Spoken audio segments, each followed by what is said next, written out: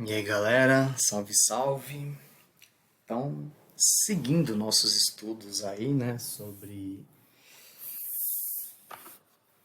os nossos temas do segundo ano, a gente vai atravessar o Atlântico novamente, vamos dizer assim, sair dos Estados Unidos e irmos para a França, para, como diz aí no tema 8, estudarmos sobre a Revolução Francesa. Um tema que chama bastante atenção, né, que normalmente é bastante trabalhado. Quando eu converso com alunos do terceiro ano, por exemplo, né, é muito usado como exemplo pelos alunos do terceiro ano para a gente falar sobre o conceito de revolução, igual a gente falou no começo do ano, né? Então, é um tema bastante importante de nós estudarmos e de ser compreendido direitinho e devidamente.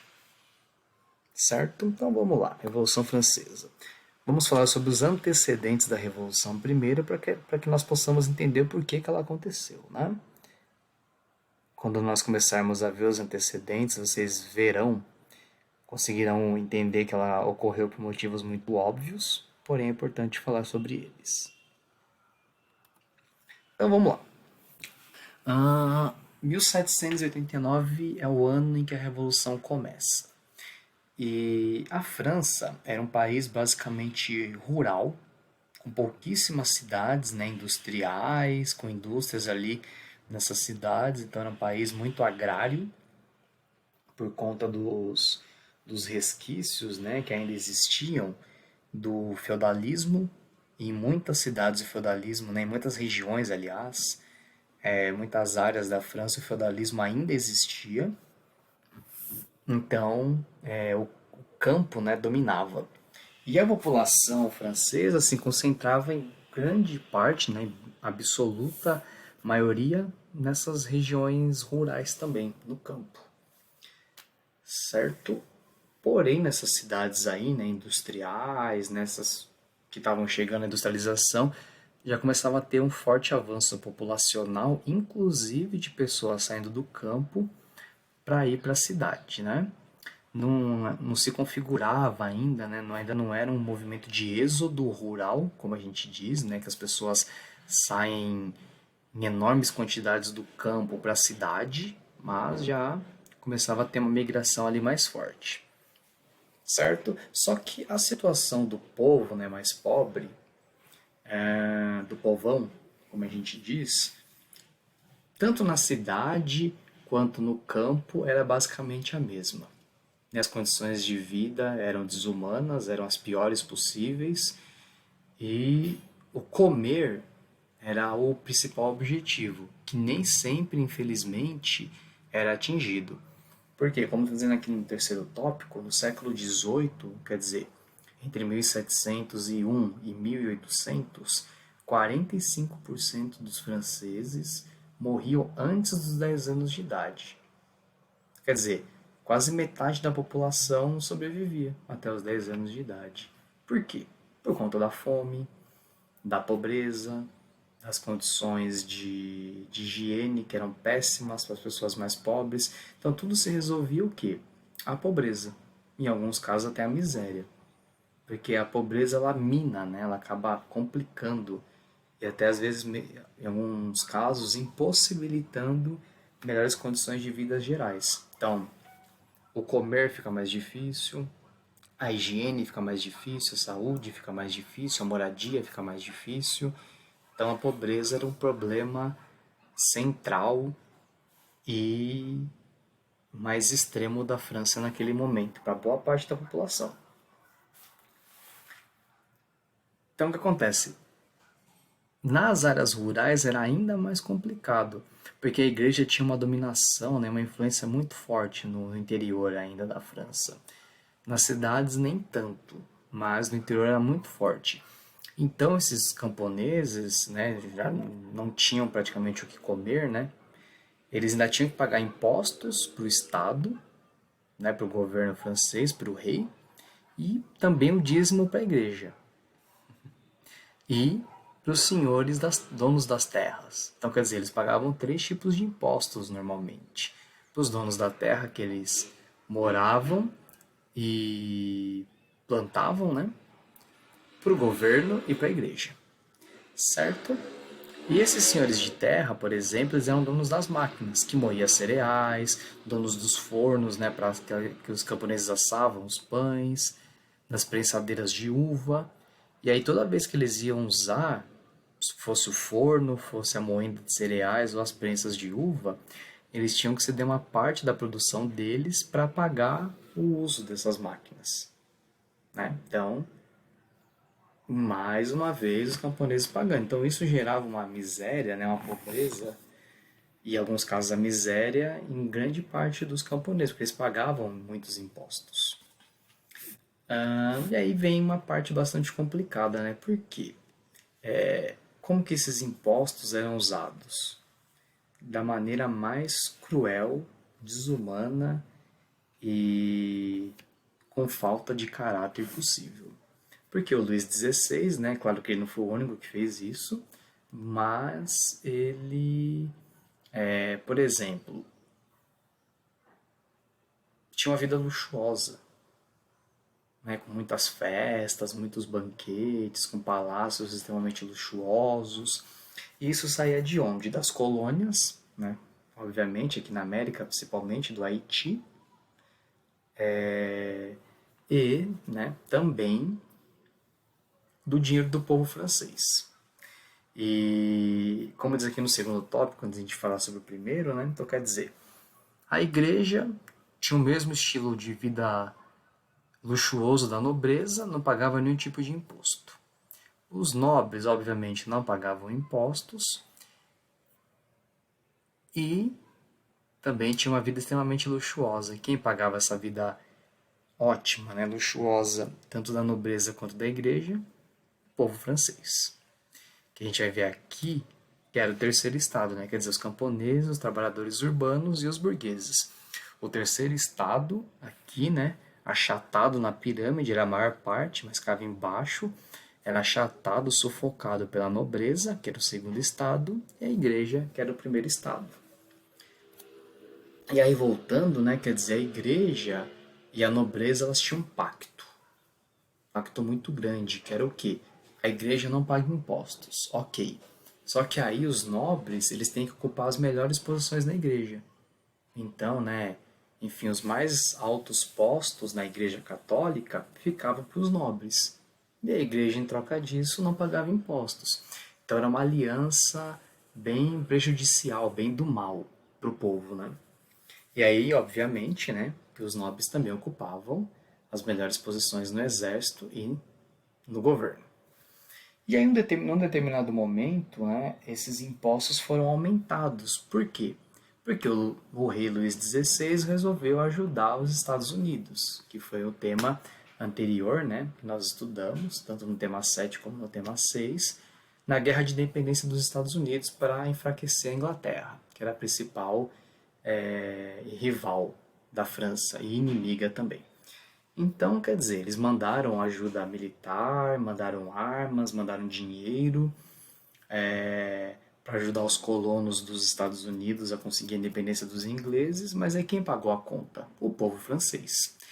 E aí, né, as dívidas que ficaram dessa ajuda que os franceses deram na Guerra de Independência dos Estados Unidos em favor dos colonos, ficou para quem? Para o povo, porque os impostos foram aumentados. Então o povo que já pagava muito imposto pagou a pagar impostos ainda mais altos para o governo poder acabar com essa dívida e ajudar os Estados Unidos. Então quer dizer, o governo francês ele preferiu ajudar um outro povo do que ajudar o seu próprio povo, baixando os impostos, né? Enfim, até acabando com alguns impostos. Né? Então foi a escolha que o governo francês fez naquele momento na figura do rei Luís XVI. E aí, assim, a gente pode dizer que isso aqui foi o estopim, porque todo o contexto, né, toda a situação para uma revolução já estava aqui dada. Essa pobreza, a miséria, os impostos, os luxos do governo, da igreja. Então a população já estava totalmente descontente e revoltada por conta disso. Mas isso aqui acendeu o pavio da Revolução. Porque como está dizendo aqui, né, nesse período de 4 anos aqui, entre 1785 e 1789, houveram invernos muito rigorosos que, assim, destruíram as colheitas. E aí, quer dizer, se não tem colheita, não tem produto. Automaticamente não vai ter alimento.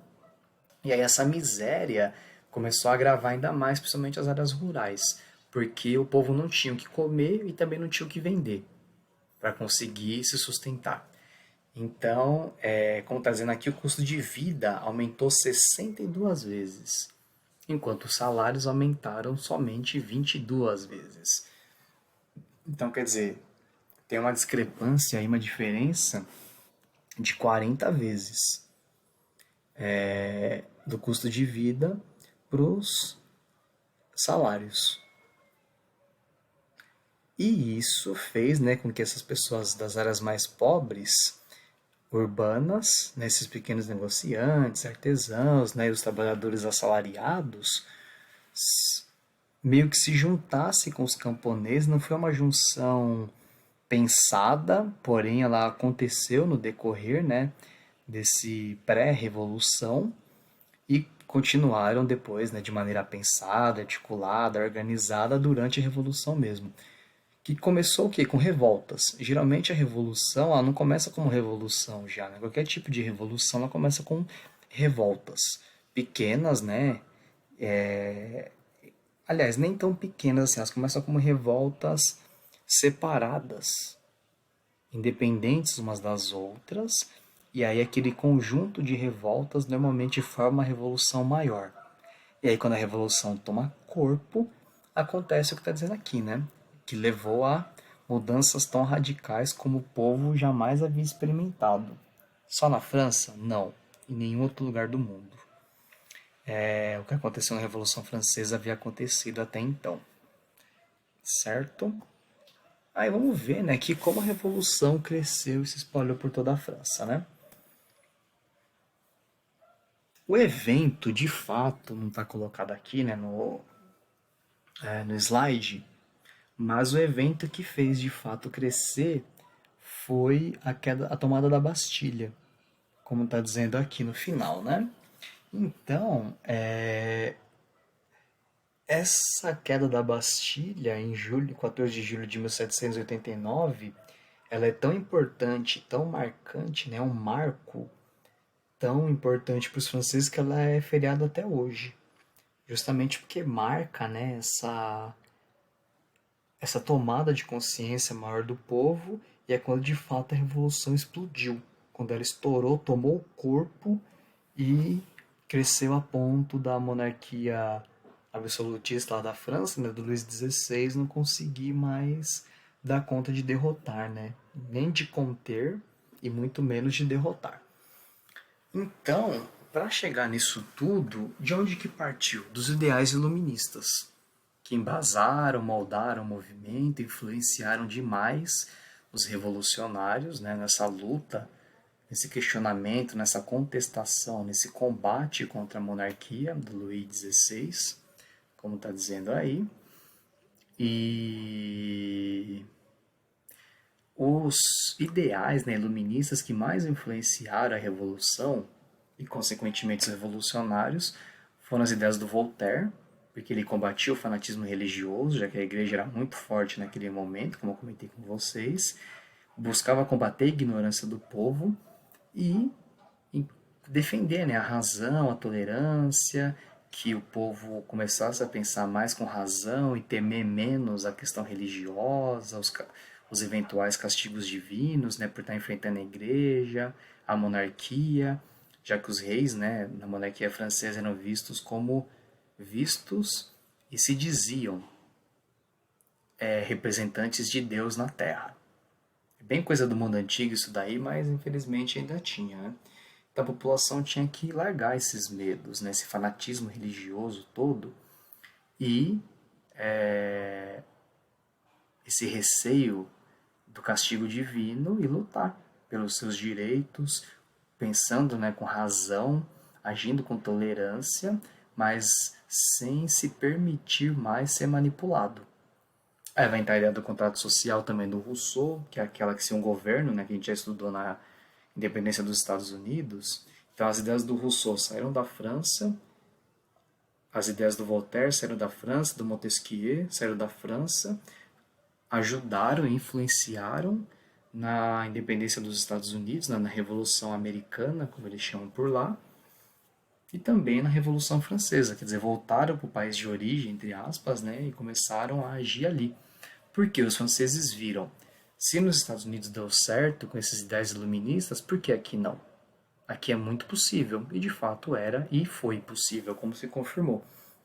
E a tripartição dos poderes do Montesquieu, que lá no contrato social, se a gente lembrar, né, era a ideia de que se um governo existe para não atender às necessidades, às demandas, aquilo que o povo precisa, ele não serve para ser um governo. Então ele tem que ser retirado, destituído à força, e o novo governo tem que ser colocado para aí sim ser escolha do povo e esse governo ser de interesse do povo.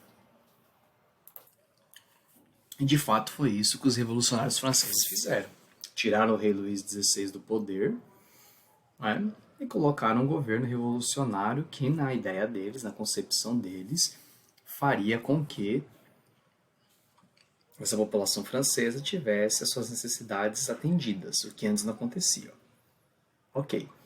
Porque, como está dizendo aqui, né, a população era ignorada, explorada, maltratada pelos reis, né, e nesse caso pelo rei do momento, naquela época, Luís XVI, e eles acreditavam que com um novo governo formado pelos revolucionários, isso aconteceria, nessa realidade mudaria. O lema, né, muito famoso da Revolução Francesa, liberdade, igualdade, fraternidade. Totalmente iluminista, que é a liberdade para todos, a igualdade entre todos, né, essa fraternidade, que é esse tratamento como iguais, como irmãos, vamos dizer assim, né, que é a ideia fraterna. Tinha a ver totalmente com as ideias iluministas. E 1793 é outro ponto marcante também.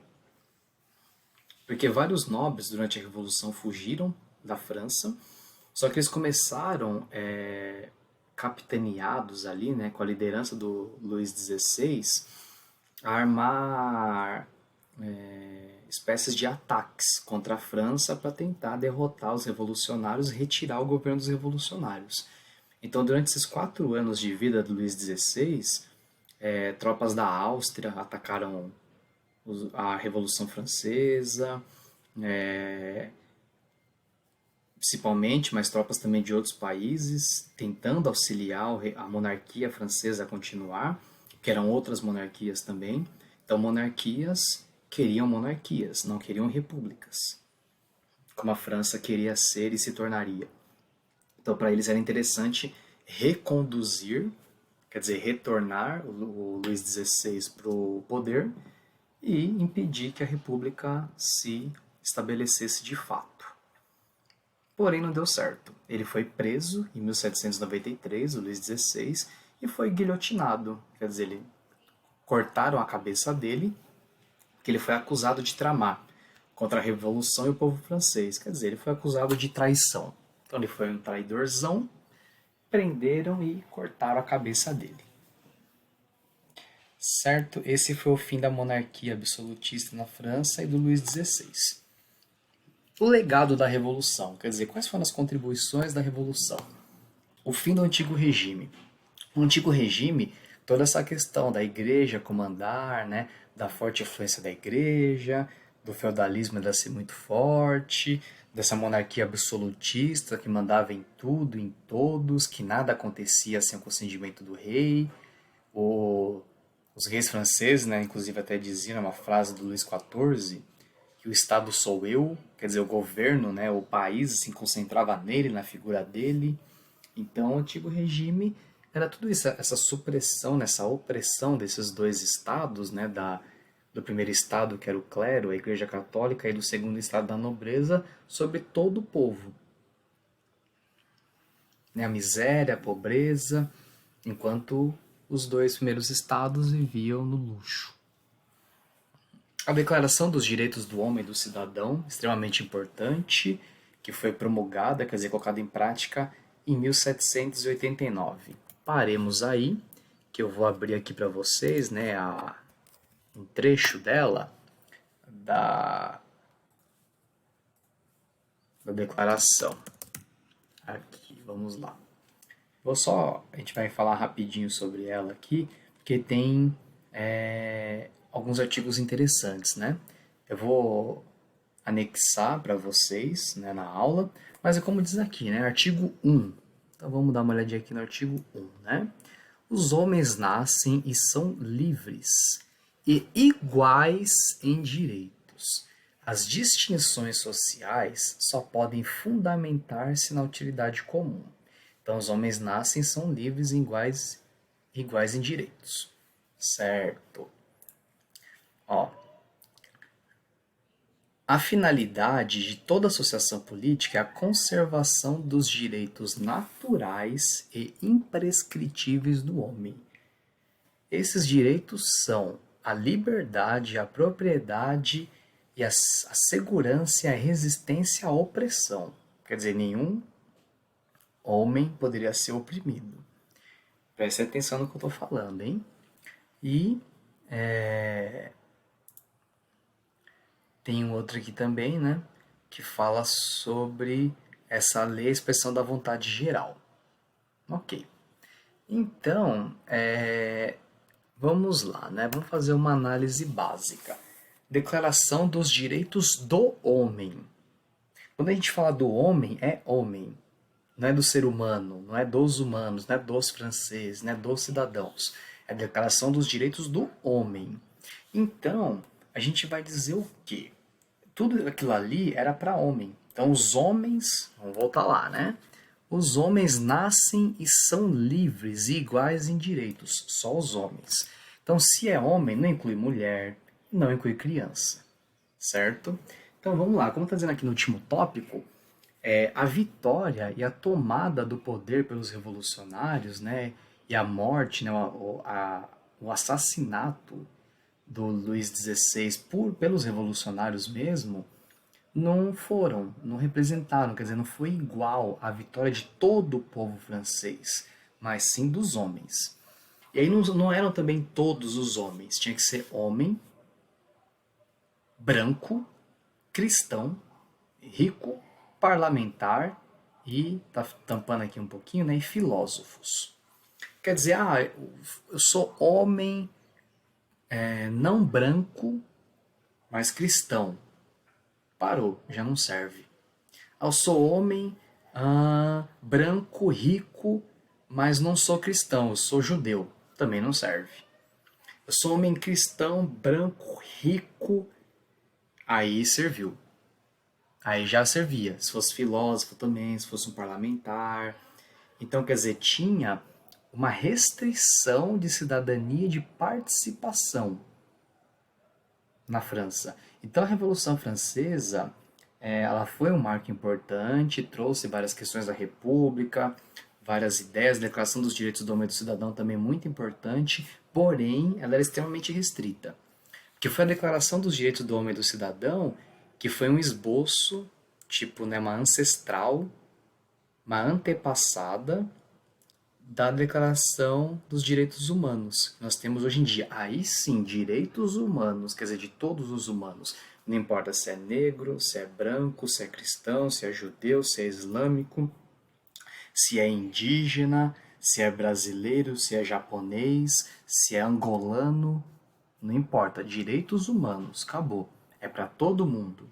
Agora, direitos do homem, acabou. É só para o homem. E só para esses homens aqui. Então não podia ser negro, não podia ser judeu, não podia ser pobre.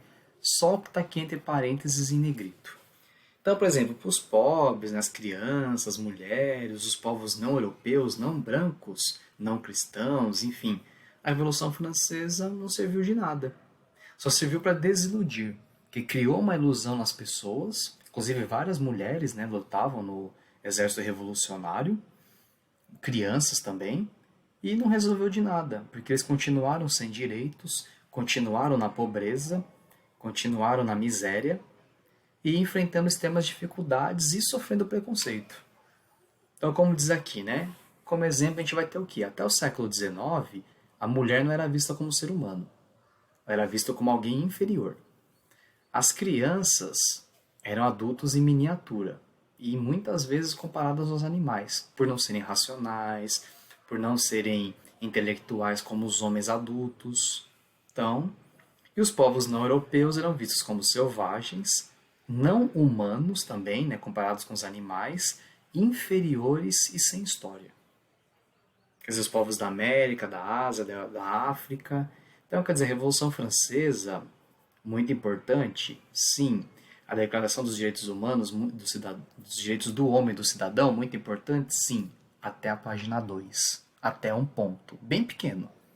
Porque não foi para todo mundo, foi só para esses aqui, homens, cristãos, brancos, ricos, parlamentares e filósofos. Então, cuidado.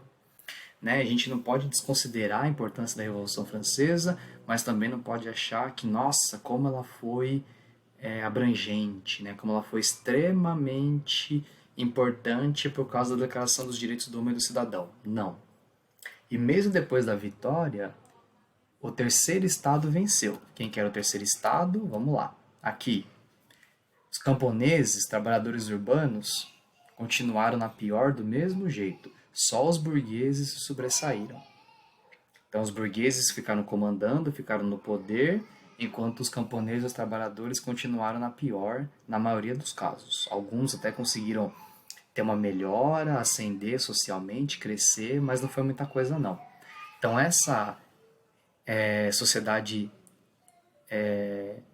estamental que a gente tem aqui, imóvel, que não tinha como um camponês virar da nobreza, virar da igreja, nem um trabalhador, nem um burguês, ela praticamente não mudou. Só os burgueses começaram, além de ter importância econômica, ter importância política também e até interferir um pouco na igreja.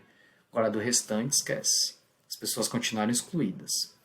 Então, por quê? Um trabalhador urbano e um camponês até era. Eles até eram aqui, como diz, né? Eram cristãos e brancos, mas não eram ricos, não eram parlamentares e nem filósofos. Então, para eles, a Revolução Francesa de nada serviu. E nem para as mulheres, para as crianças e para os povos não europeus e não brancos também. Certo? Então, muito cuidado ao analisar, né? E a gente tem que saber pontuar direitinho por que a Revolução Francesa foi importante, que foi para derrubar o antigo regime, a monarquia absolutista, trazer um pouco mais de liberdade, a república, a declaração dos direitos do homem e do cidadão, mas que não foi bem assim, como é dito aí por muita gente, e ela não foi tudo isso de humanística, ela não foi tão humana assim, certo? Então é isso aí, galera, tamo junto, valeu e até a próxima, finalizando. Tchau, tchau.